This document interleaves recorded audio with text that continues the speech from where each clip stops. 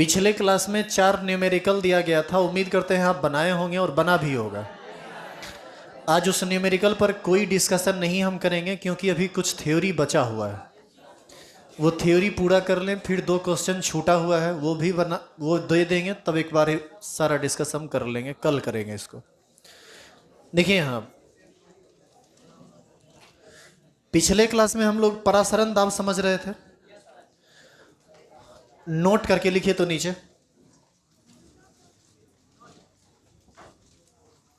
नीचे लिखिए नोट।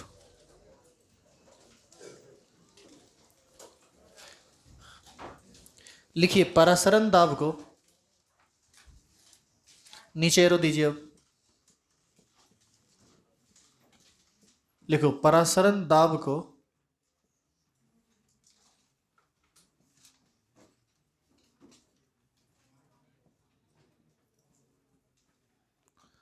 द्रव स्थैतिक दाब भी कहा जाता है।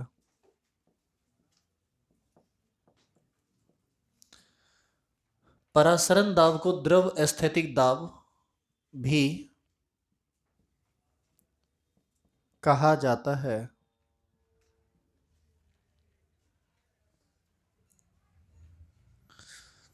परासरण दाब को द्रव स्थैतिक दाब भी कहा जाता है।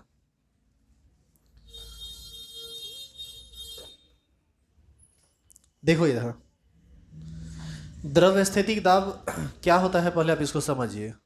परासरण दाब कहें या द्रव स्थैतिक दाब कहें, ऑलमोस्ट समान है। इसका कंसेप्ट थोड़ा जटिल है और चीज़ें काफ़ी सेंसिटिव, यदि आपको यूनिट वगैरह का विशेष ध्यान नहीं रहा तो आप इस तरह के क्वेश्चन में निश्चित रूप से गलती कर बैठेंगे, तो इसीलिए थोड़ा ध्यान से देखिएगा आप।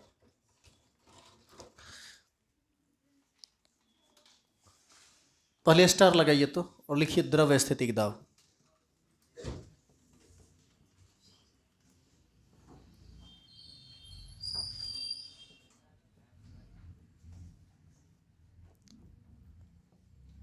इंग्लिश में इसको बोलते हैं हाइड्रोस्टैटिक प्रेशर, और ये भी पाई से ही इंडिकेट होता है, वही परासरण दाब ही है ये।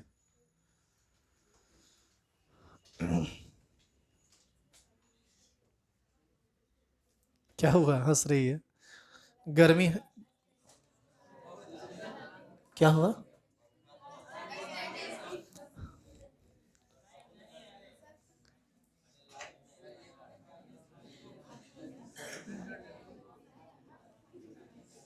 अब ठीक है।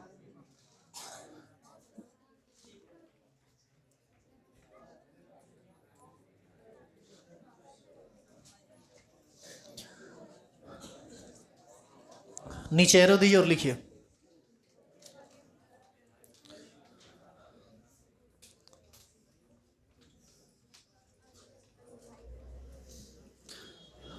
फैन उन चलेगा अगला सोमवार से। हालांकि हम यह देख रहे हैं और फील भी कर रहे हैं कि आज वास्तव में गर्मी बढ़ी है, क्योंकि पसीना मुझे भी चला है फाइनली 4-5 महीना के बाद। तो अरे सुनो, 4-5 महीना के बाद पसीना चला तो मजा लो ना उसका, इतना दिन के बाद चला है। अच्छा कल से चलेगा, एरो दीजिए, लिखिए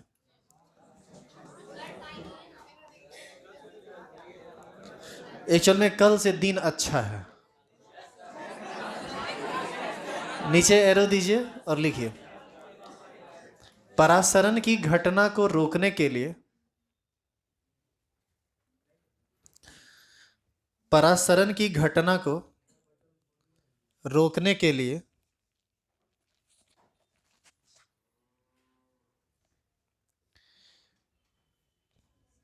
विलयन की ऊंचाई, विलयन की ऊंचाई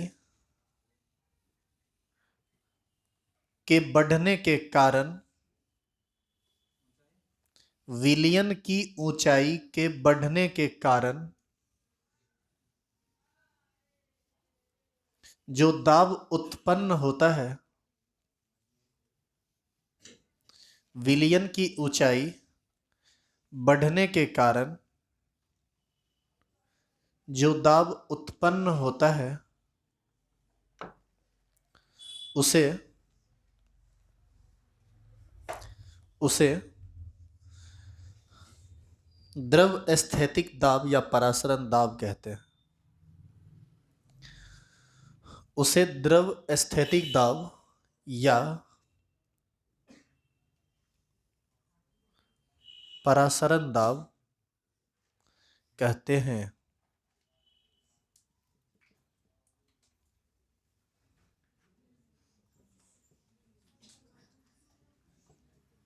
इधर देखिए, एक बड़ा सा बर्तन लिए और उसमें हम पानी भर लिए। शुद्ध जल है ना, ये प्योर वाटर है ये। इसमें हम लोग एक, क्या दिक्कत है रे? देखो इधर, आज फैन नहीं चलेगा, कितना भी छटपटाइए आज फैन नहीं ऑन होगा। इसीलिए आज भर पेशेंस आपको रखना पड़ेगा।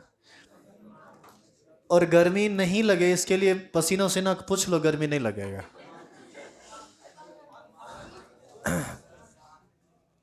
देखिए आप देखिए, ये प्योर वाटर है बर्तन में और एकदम शुद्ध पानी है, इसमें और कुछ नहीं लिया गया है।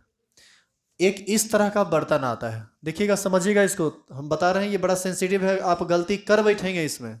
बढ़िया से बताने के बाद भी जनरली गलती हो जाती है। इसमें इस तरह का एक बर्तन है,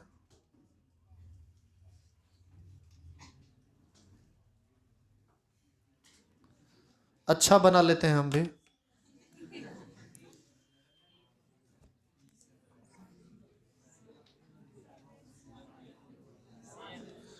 और इसमें ये जो नीचे ग्रीन कलर दिया गया है ना, ये एसपीएम है। समझ रहे हैं एसपीएम? सुनो, इसमें हम सॉल्यूशन भर देते हैं इसमें। तो सॉल्यूशन, और सॉल्यूशन जो भरते हैं ना बिल्कुल इस हाइट तक भरते हैं, एग्जैक्ट इसी हाइट तक। तो इसमें है सॉल्यूशन और इस नीचे क्या है? Pure water. और सॉल्यूशन भरने के बाद इसको आप बंद कर दीजिए और हाइट समान रखना है आपको। अब ऐसा करने के बाद क्या प्रैक्टिकली होता है ये हम आपको बताते हैं। ये शुद्ध पानी है तो यहां तो हल्का हमको पॉइंट दिखाना पड़ेगा। देखो अभी देखिएगा तो आपको ये हाइट दिखेगा पानी का, क्योंकि यहीं तक हम रखे ही हैं। थोड़ी देर आप इसको छोड़ दीजिए और थोड़ी देर छोड़ने के बाद आप देखोगे कि ये विलियन का ऊंचाई जो है ना बढ़ने लगा और ये बढ़ के आ गया यहाँ तक, यहाँ तक। और बर्तन था बंद, तो ऊपर जो बंद था तो ऊपर तो हवा निकल नहीं पाया होगा वहाँ, तो यहाँ पर प्रेशर क्रिएट हो रहा होगा। जैसे पिचकारी को यदि हम छेद को बंद करके यदि लगातार उसको प्रेशर बनाते हैं, आप समझ रहे हैं कि वो फिर प्रेशर बनाने देगा, वो फिर पीछे की तरफ धकेल देगा। लेकिन यहाँ पर तो बंद है ना ये कंप्लीटली, लेकिन फिर भी ये हाइट लगातार बढ़ रहा है। कुछ दूर हाइट बढ़ने के बाद देखिएगा कुछ देर के बाद वो बढ़ना बंद हो जाता है, वो रुक जाता है। जो हाइट बढ़ा यही कहलाता है विलियन की ऊंचाई, जिसको हम इंडिकेट करते हैं किस चीज़ से? एच से। तो सवाल ये उठता है कि ये हाइट बढ़ा क्यों, विलियन ऊपर गया क्यों? तो इसका बड़ा सिंपल रीजन है, ये शुद्ध पानी है, इसका वाष्प दाब अधिक होगा। ये विलियन है, इसका वाष्प दाब कम होगा। बीच में एसपीएम लगा हुआ है, वाष्प दाब जहाँ अधिक था वहाँ से कम वाष्प दाब की तरफ विसरण होने लगा, ये परासरण होने लगा। पानी का मॉलिक्यूल इसके अंदर जाने लगा, पानी का मॉलिक्यूल अंदर जाएगा तो निश्चित है कि उसका हाइट बढ़ जाएगा। और जैसे जैसे हाइट बढ़ेगा यहाँ अंदर का प्रेशर भी बढ़ने लगेगा। और ये प्रेशर तब तक बढ़ता रहेगा जब तक ये इसके वेपर प्रेशर के बराबर ना हो जाए। और जिस समय इसका प्रेशर और ऊपर का प्रेशर बराबर हो जाएगा, पानी ऊपर चढ़ना बंद कर। नहीं, आज फैन नहीं, आज दिन दिन नहीं बना है। कल पंडित जी से मिले थे हम, बोले आज से नहीं अच्छा दिन है, कल 8 बजे से। देखिए हाँ, वैसा कोई गर्मी नहीं है कि आप औल बोल होल हैं एकदम।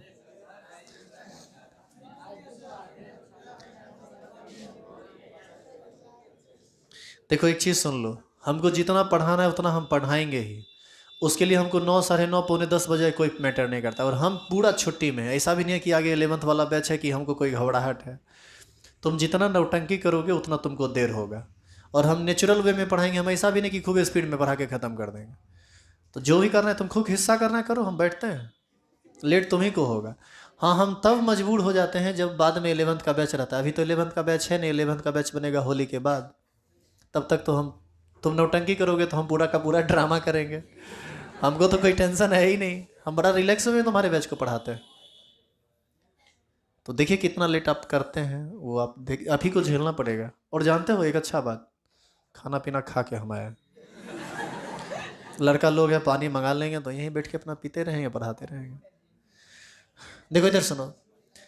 तो ये विलियन की ऊंचाई जैसे जैसे बढ़ती गई, प्रेशर बढ़ता गया, और जैसे ही यहाँ का प्रेशर समान हो गया, अब पानी को अंदर जाने के लिए ये नहीं दे रहा है। कौन? प्रेशर। तो विलियन की ऊंचाई के बढ़ने के कारण ही ना यहाँ पर दाब उत्पन्न हुआ है। इसी दाब को कहा जाता है द्रव स्थैतिक दाब, या इसी को हम लोग परासरण दाब कहते हैं। अभी जो आप परिभाषा लिखे हैं, अब आप उस परिभाषा को समझिए। परासरण की घटना यहाँ चल रही थी, लेकिन दाब के बढ़ने के कारण परासरण का घटना रुका। तो हम लोग यहाँ जो परिभाषा लिखे हैं वो लिखे हैं, परासरण की घटना को रोकने के लिए विलियन की ऊंचाई के बढ़ने के कारण जो दाब उत्पन्न होता है उसे हम द्रव स्थैतिक दाब या परासरण दाब कहते हैं, जिसे पाई से सूचित किया जाता है। क्या कोई दिक्कत है इसमें? अब आगे सुनिए। फिजिक्स में एक फॉर्मूला यहाँ पर पढ़ा जाता है द्रव स्थैतिक दाब का। यदि नहीं पढ़े हैं तो कोई बात नहीं, हम यहाँ समझा देते हैं आपको, और इस हमसे भी ज़्यादा बेहतर आपको समझा देंगे वहाँ फिजिक्स के टीचर। लेकिन फिर भी थोड़ा बहुत हमको समझाना पड़ेगा ताकि हम केमिस्ट्री वाले बात को ढंग से समझा सकें। पाई बराबर एक फॉर्मूला होता है H ρg, और हम जब इसके बारे में बोलेंगे तो आपको एहसास हो जाएगा कि ये फिजिक्स का ही चीज़ है। पाई जो है यह द्रव स्थैतिक दाब या हाइड्रोस्टैटिक प्रेशर है। H जो है वह ऊंचाई है। फिजिक्स में विलियन नहीं रहता है, द्रव का ऊंचाई रहता है। ये रो जो है ना, रो, इसको रो पढ़ते हैं, यह है श्यानता, द्रव की श्यानता, जिसको इंग्लिश में विस्कोसिटी कहते हैं। पढ़े हैं कि नहीं आप लोग? नहीं पढ़े हैं तो विधते हैं आप। और जी, यह है गुरुत्वीय त्वरण, जिसका वैल्यू होता है 9.8 मीटर पर सेकेंड स्क्वायर, या फिर CGS में 980 सेंटीमीटर प्रति सेकेंड स्क्वायर ये होता है। तो गुरुत्वीय त्वरण और तो केमिस्ट्री में न पढ़ेगा, तो मारेंगे, थपियाइए देंगे पकड़ के। तो ये फिजिक्स का फॉर्मूला है, और इसी फॉर्मूला से ये हम केमिस्ट्री में चलेंगे। उसको आप नहीं समझते हैं मत समझिए, अब जो बता रहे हैं उसको समझ लीजिए। यहाँ पर पाई जो है वही ऑस्मोटिक प्रेशर है, H विलियन की ऊंचाई है, D विलियन का घनत्व है, और G वही 9.8 होगा या 980 होगा। तो यहाँ पर पाई क्या है, H क्या है, D क्या है, G क्या है, ये सब बात आपको थोड़ा ढंग से समझना पड़ेगा, क्योंकि यहीं पर आप फंसेंगे। तो सुनिए, G गुरुत्वीय त्वरण या ग्रेविटेशनल एक्सेलरेशन है, जिसका वैल्यू होता है 9.8 मीटर पर सेकेंड स्क्वायर, और ये होता है SI यूनिट, और CGS में ये होता है 980 सेंटीमीटर पर सेकेंड स्क्वायर। अब कब हम ये लेंगे, कब ये लेंगे, ये आपको जानना चाहिए, नहीं तो आप फंसेंगे। D क्या है? डेंसिटी किसका? Density of solution. अब सुनो, डेंसिटी होगा तो तुम डेंसिटी जो जनरली देता है ना विलियन का, वो ग्राम प्रति ml देता है। ग्राम प्रति ml को ही हम ग्राम पर cc कह सकते हैं। ग्राम पर cc का मतलब ग्राम पर सेंटीमीटर क्यूब, यानी सेंटीमीटर में ना चला गया। तो ये जनरली आपको देगा ग्राम पर cc में, या ग्राम पर ml में, या इसी को ग्राम प्रति सेंटीमीटर क्यूब भी हम लिख सकते हैं। तो D तो खैर हो गया, G हो गया, D हो गया, H क्या है? Height of solution. देखिए ऐसा नहीं है कि ये विलियन 2-3 किलोमीटर तक बढ़ जाता है, ये सेंटीमीटर में बहुत कम बढ़ता है, सेंटीमीटर में ये जनरली रहता है। तो ये वैल्यू भी आपको देगा सेंटीमीटर में। तो ये क्या है? Height of solution. हिंदी में इसको बोलेंगे विलियन की ऊंचाई। ये रहेगा आपको जनरली इन सेंटीमीटर। समझ में आ गया बात? अब सुनो, यदि ये सेंटीमीटर में नहीं रहा, मान लो मीटर में दे दिया, तो मीटर तो ऐसा ही यूनिट हो गया लेंथ का, तो ऐसी स्थिति में आप जी का मान कितना रखेंगे? 9.8। लेकिन यदि ये सेंटीमीटर में दिया तो किस में रखेंगे? 980। 100% श्योर रहिए सेंटीमीटर में ही आपको देगा, तो आपको हर बार वैल्यू क्या लेना पड़ेगा? 980। इसलिए कहा है कि डेंसिटी को ग्राम प्रति मीटर क्यूब में तब देना पड़ेगा, जो जनरली नहीं रहता है, वो जनरली रहता है ग्राम पर सीसी में, तो इस यूनिट में चलेंगे। अब आप एक चीज़ सोचिए, इसका मतलब तो ये नहीं हुआ कि आप सबके सीजीएस यूनिट में चल रहे हैं। तो जब सीजीएस यूनिट में चल रहे हैं तो ये पाई है क्या? पहले आप ये हमको बता दो। पाई परासरण दाब है। परासरण दाब यानी ऑस्मोटिक प्रेशर। ऑस्मोटिक प्रेशर एक प्रेशर है, और प्रेशर का यूनिट तो क्या होगा फिर यहाँ? जब आप सब कुछ सीजीएस में लेके चले हैं तो यहाँ पर परासरण दाब यानी दाब का मात्रक भी सीजीएस में होगा, और दाब का सीजीएस मात्रक क्या होता है? पास्कल होता है रे। न्यूटन पर मीटर स्क्वायर को ही पास्कल कहते हैं, और यह दाब का एसआई मात्रक है। समझे? यह सीजीएस मात्रक नहीं है। सीजीएस मात्रक होता है डाइन पर सेंटीमीटर स्क्वायर। यही तुम लोग फिजिक्स पढ़ता है। दाब का तुमको सीजीएस मात्रक नहीं पता है। नहीं ना भूलना चाहिए। दाबर का मात्रक भूल जाओगे तो तुम जानते हो अनर्थ बोल रहे हो। ये सब बोलबो नहीं करो, कोई सुन लेगा चमेटा मार देगा मुंह में। 12th स्टैंडर्ड का विद्यार्थी यदि ये कहे कि हम दाब का जो है ना मात्रक भूल गए हैं, ये सब पता नहीं अनहोनी जैसा लगता है। इसका मतलब आप एकदम में नहीं पढ़ते हैं। खैर छोड़िए इन बातों को, अब याद रहेगा।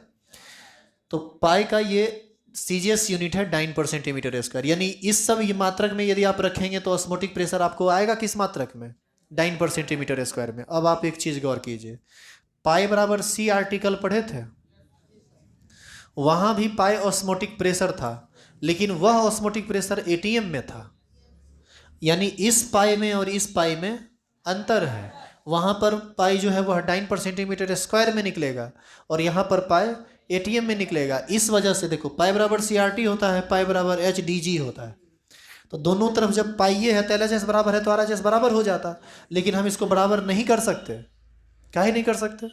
क्योंकि एक निकलेगा एटीएम मात्रक में और एक निकलेगा डाइन पर सेंटीमीटर स्क्वायर में। तो बराबर तब कर सकते हैं जब डाइन पर सेंटीमीटर स्क्वायर को एटीएम में बदल दें या एटीएम को डाइन पर सेंटीमीटर स्क्वायर में बदल दें।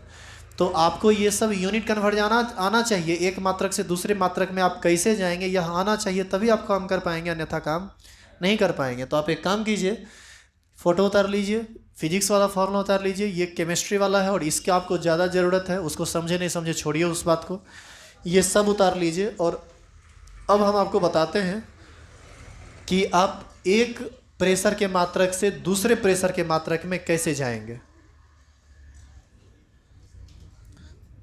छाप दीजिए जल्दी से।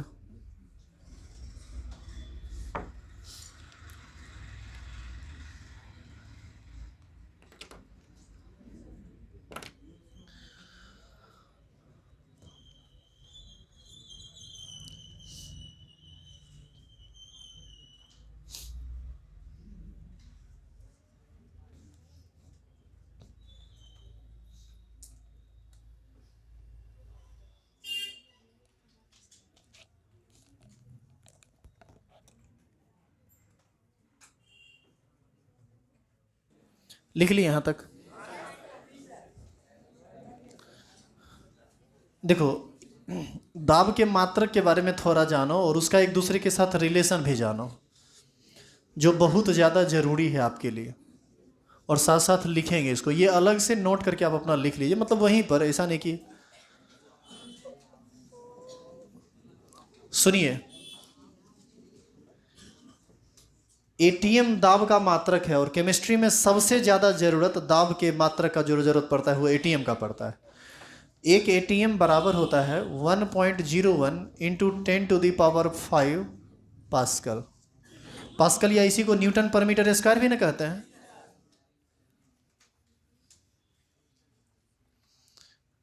न्यूटन पर मीटर स्क्वायर। न्यूटन पर मीटर, ध्यान रहे न्यूटन पर मीटर स्क्वायर को ही हम लोग पास्कल कहते हैं, और इंडिकेट होता है ये किस चीज से, पीए से। और ये इसका एसआई मात्रक है, सुनो, ये दाब का एसआई मात्रक, न्यूटन पर मीटर स्क्वायर दाब का एसआई मात्रक। अच्छा ये बताइए, एक एटीएम बराबर इतना न्यूटन पर मीटर स्क्वायर, तो 1 मीटर बराबर इतना ही पास्कल होगा, कोई दिक्कत नहीं ना इसमें। इसी प्रकार 1 एटीएम बराबर होता है 1.01 इंटू 10⁶ डाइन पर सेंटीमीटर स्क्वायर, और ये इसका सीजीएस मात्रक।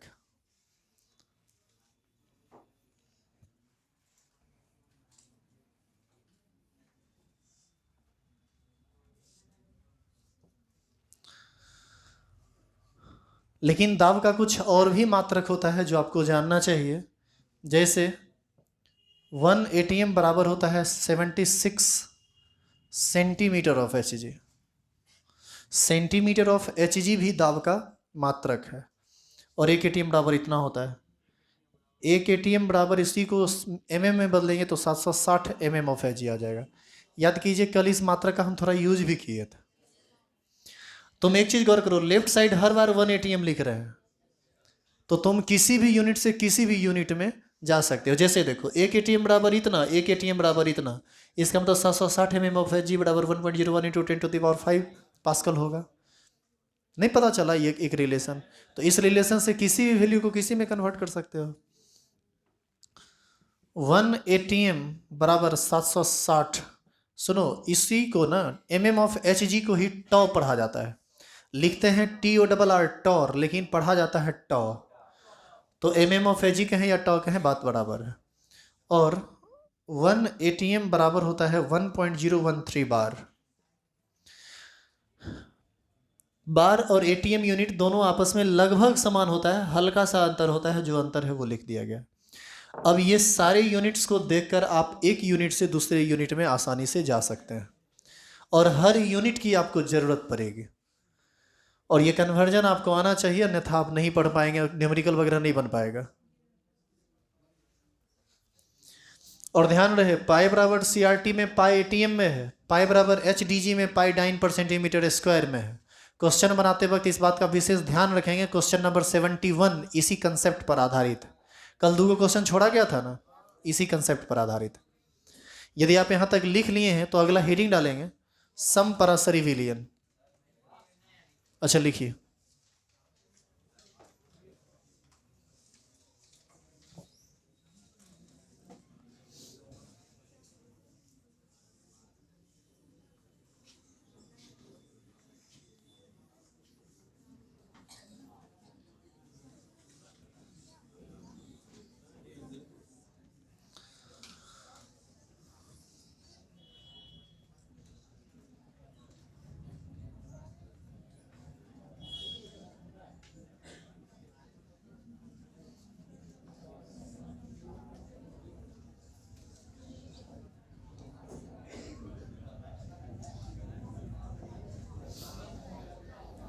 हेडिंग डालिए समपरासरी विलयन।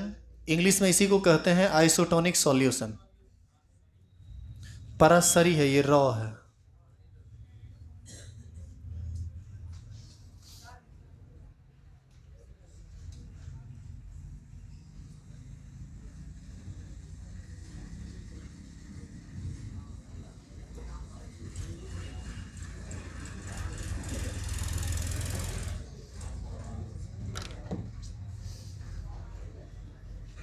समपरासरी विलयन लिख लिए, नीचे एरो दीजिए और लिखिए।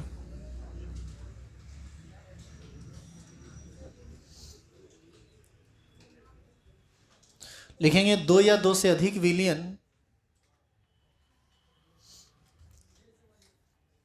2 या 2 से अधिक विलयन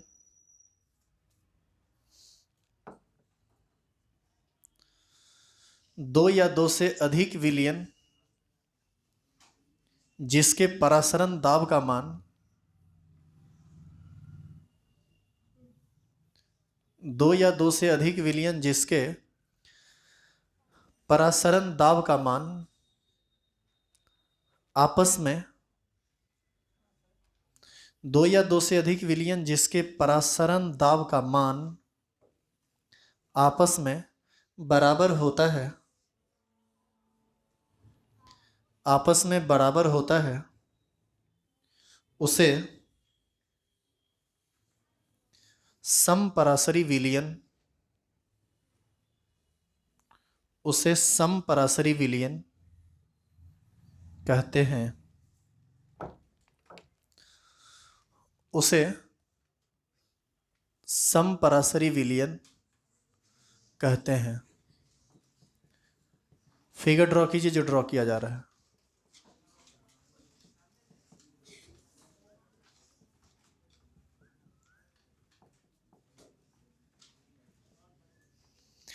यहां दो विलयन लिया गया है, दोनों का नाम है, एक का नाम है सॉल्यूशन 1, दूसरे का नाम है सॉल्यूशन 2।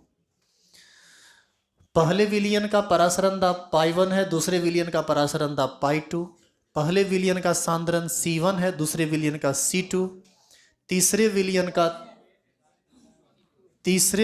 का ताप T1 है, सॉरी, पहले विलयन का ताप T1 है और दूसरे विलयन का ताप T2।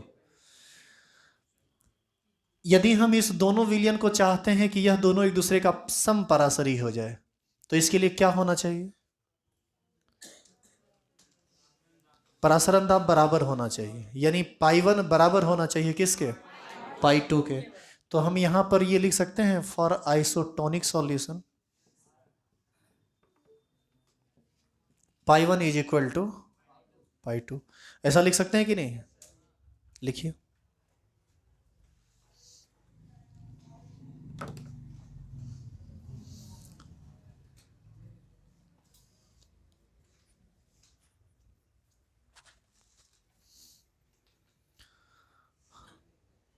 कल तुम लोग पढ़ा था पाई बराबर CRT, याद है? पढ़े थे ना ये?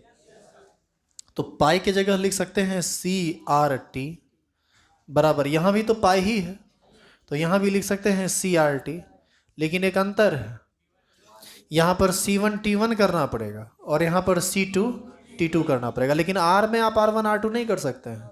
काहे नहीं कर सकते हैं? R कांस्टेंट है, और कांस्टेंट है तो कट भी जाएगा ना, ये R इधर जाएगा, बट्टा में जाएगा, R से R कट जाएगा, तो यहां से ये बचेगा C1 T1 बराबर C2 T2। बोलिए कोई दिक्कत है इसमें? लेकिन ये C1 T1 बराबर C2 T2 तभी होगा जब ये समपरासरी विलयन हो, अदरवाइज ऐसा नहीं होगा। अच्छा, यहां पर हम लिखते हैं एट सेम टेम्परेचर।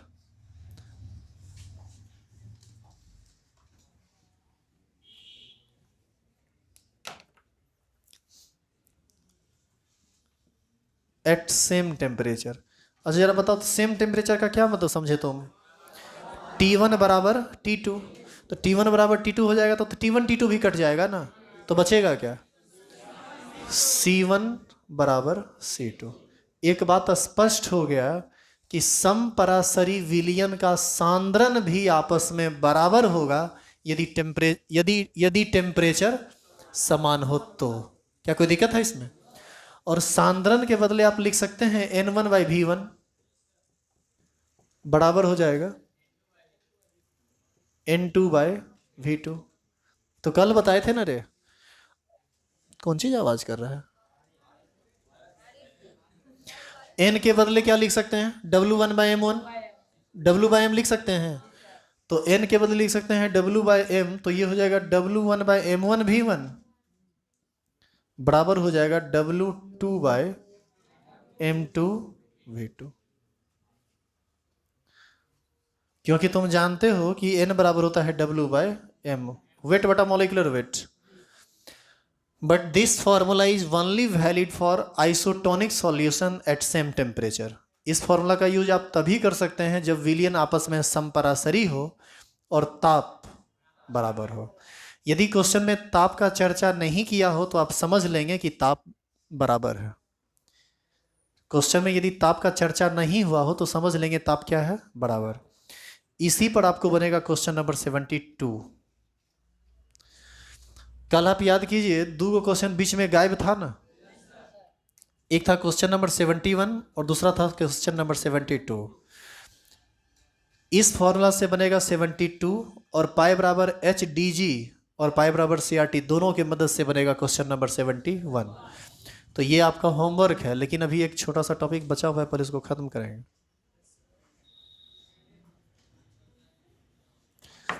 ये आप होमवर्क नोट कर लीजिएगा, कल बना के आइएगा इसको। सुनिए, दो ऐसा विलियन, उतारिए भी और सुनिए भी। दो ऐसा विलियन जिसका परासरण दाब बराबर होता है वह कहलाता है समपरासरी।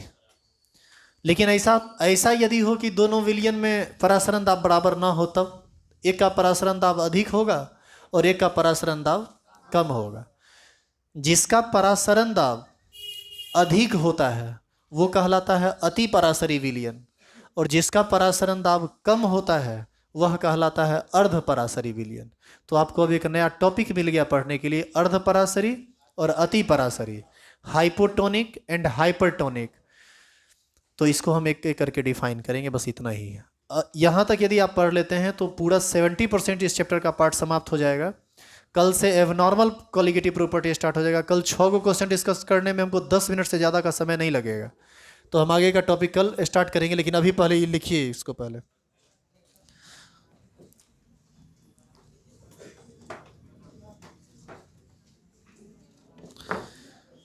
स्टार लगाइए, हेडिंग डालिए अर्ध परासरी तथा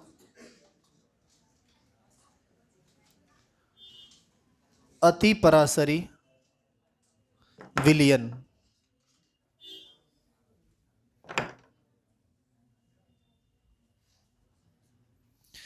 अर्ध परासरी तथा अति परासरी विलियन।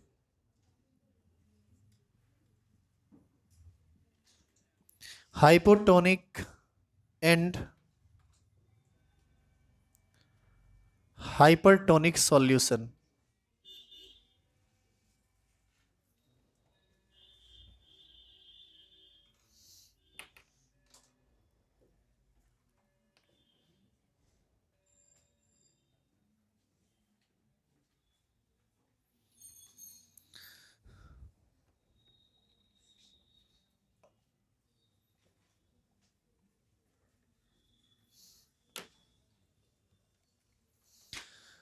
डेफिनेशन सुनिए, पहले सुन लीजिए। पहले दो विलियन में जिस विलियन का परासरण दाब कम होगा उसे अर्ध परासरी, और जिसका परासरण दाब अधिक होगा उसे अति परासरी विलियन कहते हैं।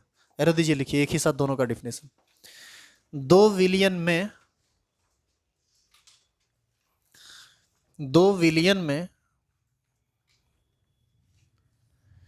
जिस विलियन का दो विलियन में जिस विलियन का परासरण दाब कम होता है, दो विलियन में जिस विलियन का परासरण दाब कम होता है उसे अर्ध परासरी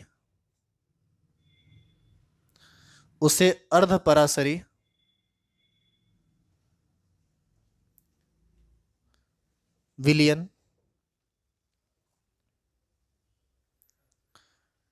तथा जिस विलियन का परासरण दाब अधिक होता है तथा जिस विलियन का परासरण दाब अधिक होता है उसे अति परासरी विलियन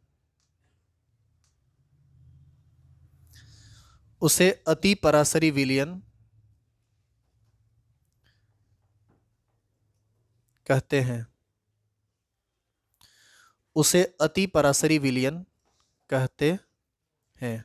अब थोड़ा इधर देखिए, C1 बराबर C2 हो गया था जब समपरासरी था तब, और जब समपरासरी नहीं है तब क्या होगा? सेम टेम्परेचर पर एक का सांद्रण अधिक होगा, एक का सांद्रण कम होगा। आपको नहीं लगता है कि जिसका सांद्रण कम होगा उसका परासरण दाब कम होगा, जिसका सांद्रण अधिक होगा उसका परासरण दाब अधिक होगा? इसका सीधा मतलब है कि दो विलियन में समान ताप पर जिस विलियन का सांद्रण कम होगा वह अर्धपरासरी, और जिस विलियन का सांद्रण अधिक होगा वह अति परासरी कहलाएगा। तो ये डेफिनेशन भी बुक में दिया रहता है। तो हो सकता है कि ये डेफिनेशन लिख दे तो कुछ गलत नहीं है। ये तो तय है कि जिसका सांद्रण कम होगा वो उसका ऑस्मोटिक प्रेशर कम होगा, जिसका सांद्रण ज़्यादा होगा उसका ऑस्मोटिक प्रेशर ज़्यादा होगा। आइए कल सारा न्यूमेरिकल बना लीजिएगा और पूरा रिवीजन करके आइएगा कल, नहीं तो समझ में नहीं आएगा।